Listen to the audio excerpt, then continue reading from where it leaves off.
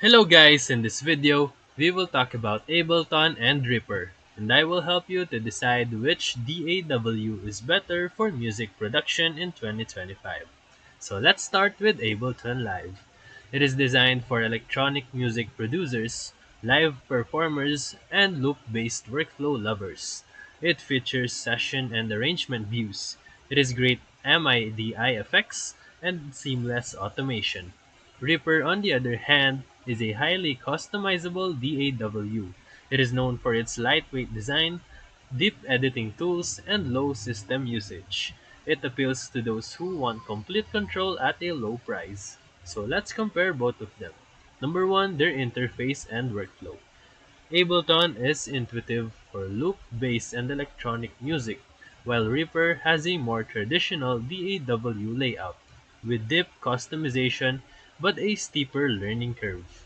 Number 2, their performance and resource usage. Reaper is extremely lightweight and runs well on modest machines, while Ableton is also optimized but uses more resources when running effects-heavy sessions.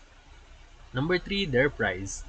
Reaper is far more affordable, offering a full-featured license for under $100, while Ableton's standard or suite editions cost more, but it includes built-in instruments and packs. Number 4, built-in instruments and effects. Ableton includes a rich set of synths, samplers, and creative tools, while Reaper has basic effects and relies on external plugins. Number 5, their flexibility. Reaper allows unlimited track types, custom scripting, and skinning. On the other hand, Ableton focuses more on a polished experience for producers rather than the total back-end control. So for final verdict, if you want a creative and polished DAW with built-in performance features, go with Ableton.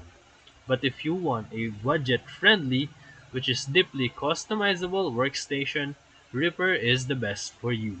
So if this video helped you, feel free to like and subscribe for more quick tutorials, reviews, and comparison videos. Thank you for watching.